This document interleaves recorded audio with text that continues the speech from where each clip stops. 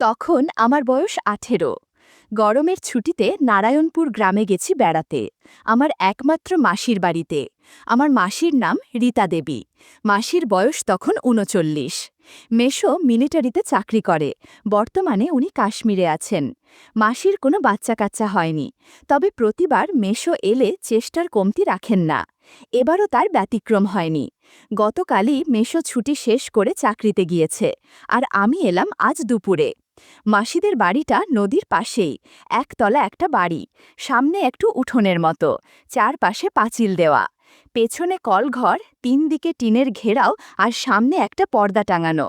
আমি মাসির বাড়িতে ঢুকে মাসি মাসি বলে চেঁচাতে লাগলাম। কোনো সাড়া পেলাম না। তবে ঘরের দরজা খোলা দেখে আমি ঘরে ঢুকে জামা বদলে নিলাম। হঠাৎ পেছন থেকে মাসির ডাক শুনতে পেলাম, বাবু তুই? আমি ঘুরে তাকাতেই অস্বস্তিতে পড়ে গেলাম। মাসি একটা কালো পেটিকোট আর বুকে একটা লাল ভিজে গামছা জড়িয়ে দাঁড়িয়ে আছে। বুঝতে পারলাম মাসি স্নান করছিলেন, আমার ডাকে চলে এসেছেন। মাসি এবার সামনে এসে বেশ অভিমান করেই বলল, এতদিন পর বুঝি এই পরমুখী মাসিটাকে মনে পড়ল তোর? আমি আমার মা বাবার একমাত্র সন্তান। মাসি আমাকে নিজের সন্তানের চেয়েও বেশি ভালোবাসে।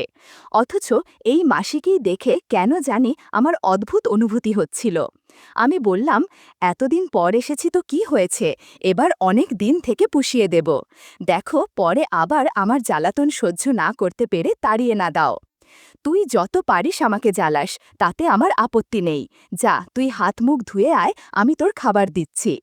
এই বলে মাসি তার ঘরে গেল কাপড় পরতে।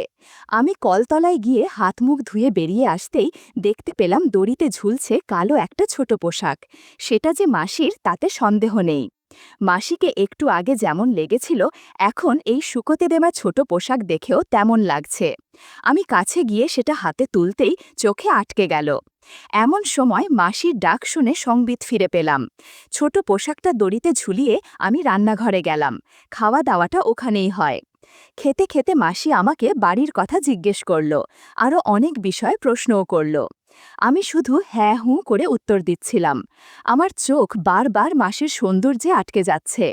মাসি বেশ ফর্সা, একটু স্বাস্থ্যবান হয়েছে, তবে লম্বা হওয়ায় বেশ লাগে। তবে কলতলায় ছোট পোশাক দেখার পর থেকেই চোখটা বারবার মাসির দিকে আটকে যাচ্ছে।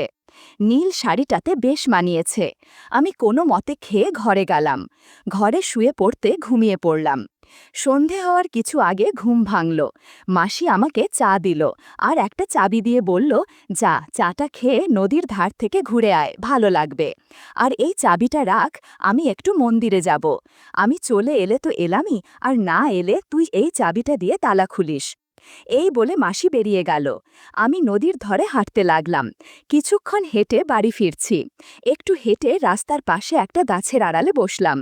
কিছুক্ষণ পর যেই গাছের আড়াল হতে বেরুব, অমনি রাস্তায় দুটো নারী বিপরীত দিক থেকে এসে মিলিত হয়ে থামল।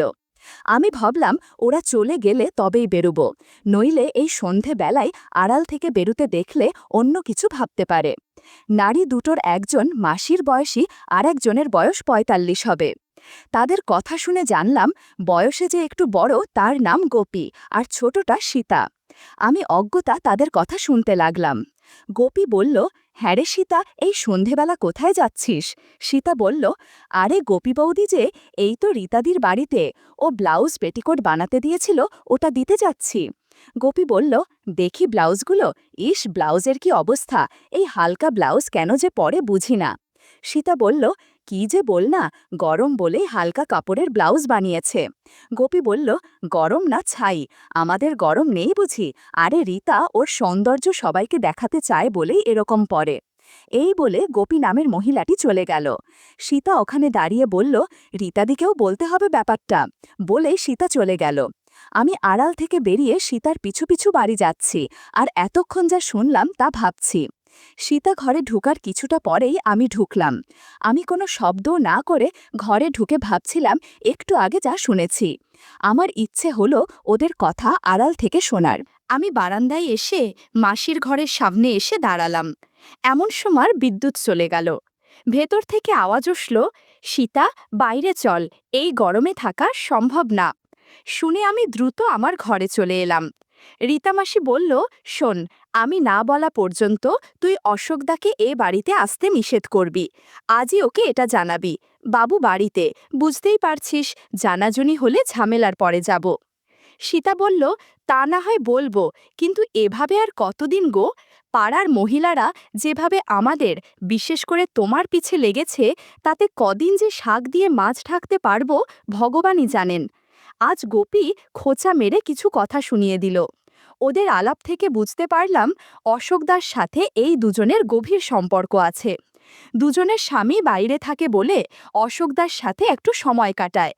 আরও জানতে পারলাম দুইজন আমাকে পটিয়ে কিছু একটা করতে চায়। এসব বলে দুজন ওখান থেকে উঠল। সীতা দরজা দিয়ে বেরিয়ে যেতেই মাসি তার ঘরে ঢুকল। আমি নিঃশব্দে ঘর থেকে বেরিয়ে বাড়ির বাইরে বেরোলাম।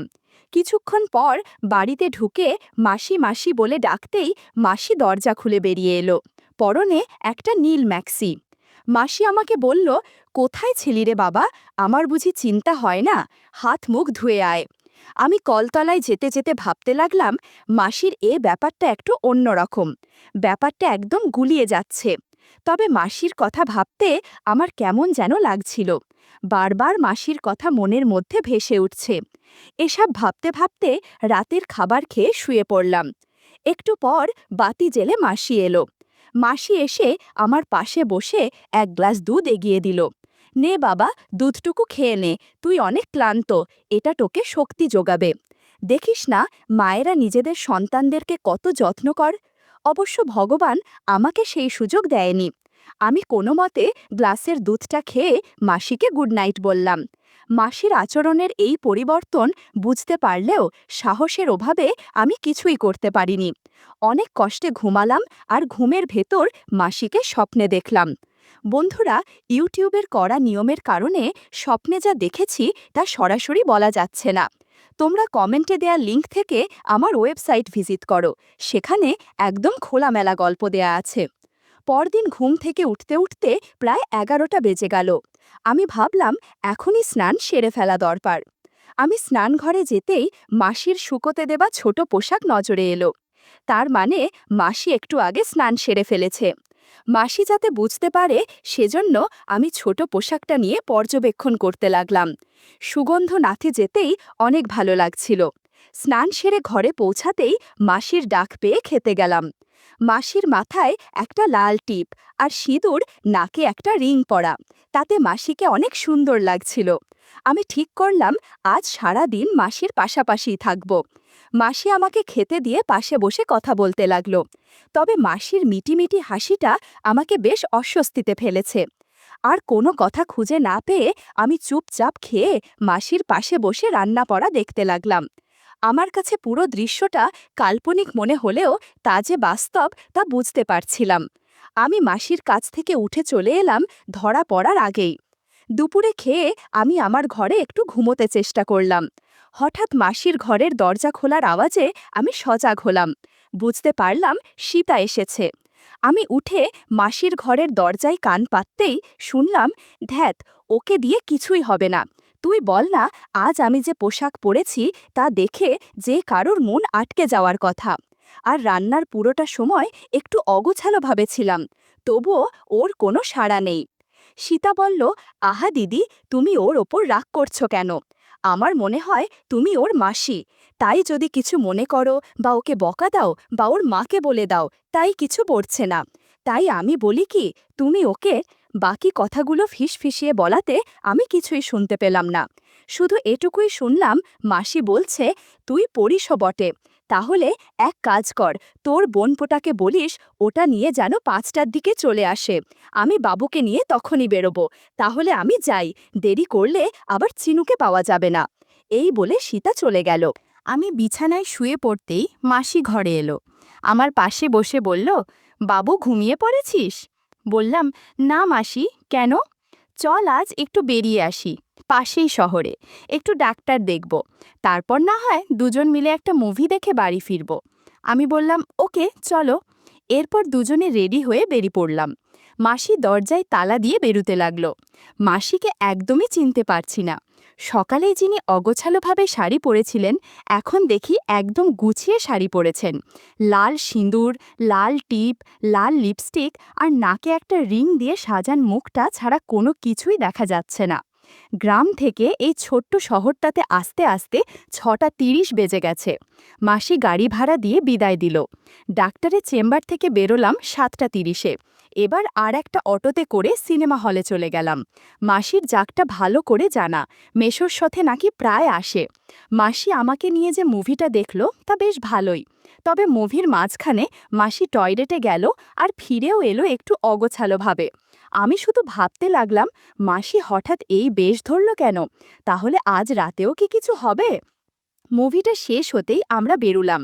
তখন প্রায় রাত ১০টা। মাসিকে যাওয়ার কথা বলতেই মাসি অবাক হয়ে বলল, পাগল হয়েছিস? এত রাতে কোন অটোওয়ালা যেতে চাইবে না? আমার এক পরিচিত দিদির একটা হোস্টেল আছে, ওখানেই থাকব। আমরা একটা অটো নিয়ে প্রায় ২০ মিনিটের মধ্যেই একটা গলির সামনে দাঁড়ালাম। ভাড়া মিটিয়ে মাসি গলি ধরে এগুতে লাগলো। আমি মাসির পেছন পেছন যেতে লাগলাম। একটা গেটে দুটো লোক বসা ছিল। মাসি কি যেন বলল। তারপর তারা আমাদেরকে একটা ঘরের সামনে দিয়ে চলে গেল।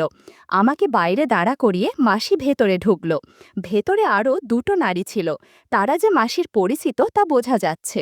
একটু পরেই মাসি একটা মহিলাকে সাথে নিয়ে বেরিয়ে এলো। তারা দুজন সামনে আর আমি পেছন পেছন যেতে লাগলাম। পুরানো এই বাড়িটির দোতলার একদম উত্তরের ঘরের সামনে নিয়ে মহিলাটি চাবি দিয়ে চলে গেল। মাসি চাবি খুলে ভেতরে ঢুকল, আমিও তাই। বাতি জ্বালতেই বেশ ভালো লাগলো। সাজানো একটা ঘর, বড় একটা খাট, লাগোয়া বাথরুম, একটা টেবিলও আছে। আমরা ঘরে ঢোকার একটু পরেই সেই মহিলাটি দুটো টাওয়েল আর একটা পরিষ্কার লুঙ্গি দিয়ে গেল। মাসি ওটা নিয়ে ওকে বলল ঘরে খাবার দিতে। আমি তো বেশ অবাক, এরা এত যত্নআত্তি করছে, ব্যাপারটা কি? মাসিতে জিজ্ঞেস করতেই বলল এই হোস্টেলের মালিক তার বেশ পরিচিত। আমরা ফ্রেশ হয়ে খেয়ে দিয়ে টিভি দেখতে লাগলাম। হঠাৎ পাশের ঘর থেকে কেমন যেন থপথপ আওয়াজ আসতে লাগলো।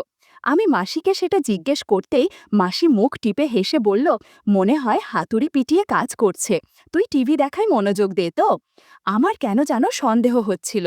আমি ঘুমাবো বলে শুয়ে পড়তে মাসি বলল, কিরে ঘুমিয়ে পড়বি? আমি বললাম, তাছাড়া কি করব, রাত ১২টা বাজে। গরমের দিনে এটা কি এমন রাত বলো তো? এটা বলতে বলতেই মাসি শাড়ি চেঞ্জ করতে লাগলো।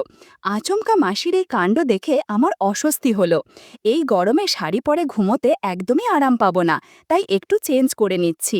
এর সময় মাসি আমাকে কিছু প্রশ্ন করেছিল। মাসির এমন সরাসরি প্রশ্ন আশা করিনি। আমি কোনো মতে মাথা নাড়লাম। এ সময় অনেক না বলা ঘটনা ঘটে যায় যা বলে বোঝানো যাবে না। বন্ধুরা, ইউটিউবের কড়া নিয়মের কারণে এসব ঘটনা সরাসরি বলা যাচ্ছে না। তোমরা কমেন্টে দেয়া লিংক থেকে আমার ওয়েবসাইট ভিজিট করো, সেখানে একদম খোলামেলা গল্প দেয়া আছে। এভাবে ২ ঘন্টা পর কখন যে ঘুমিয়ে গেছি জানি না। সকালে ঘুম ভাঙতেই দেখি মাসি স্নান সেরে চুল আঁচড়াচ্ছে। আমাকে দেখে একটু হেসে বলল, যা স্নান করে নে, ফ্রেশ হয়ে নে, কাল গুড় খেয়েছিলি সেটা কাপড়ে লেগে আছে। স্নান করে ফ্রেশ হয়ে আমরা বেরিয়ে পড়লাম। সকালে বাইরে খেয়ে হালকা কেনাকাটা করে দুপুরে খেয়ে নিলুম। তার বাদেই বাড়ির দিকে রওনা হলাম। বাড়িতে পৌঁছলাম শেষ বিকেলে। সন্ধেবেলা সীতা বাড়িতে এলো। মাসি রান্নাঘরে ছিল, ওখানে দুজন কথা বলছে। আমি জানলার পাশে দাঁড়িয়ে শুনছি। এখন আর ধরা পড়ার ভয় নেই, কারণ মাসি জেনে গেছে যে আমি তাদের আগের কথাগুলো শুনেছি। সীতা কৌতূহলী হয়ে বলল, কি গো দিদি, কিছু হয়েছে? স্বামী সীতাকে সব কিছু খুলে বলে। আর সীতা বলে, তোমার ভাগ্নের সাথে আমার একটা ব্যবস্থা করে দাও না দিদি। মাসি বলল, ঠিক আছে, রাতে চলে আসিস, আমি ওকে বুঝিয়ে দেব। এদিকে আমি তাদের কথা শুনছিলাম আর ভাবছিলাম, যাক, এবারের ছুটি বেশ ভালো মতো কাটানো যাবে।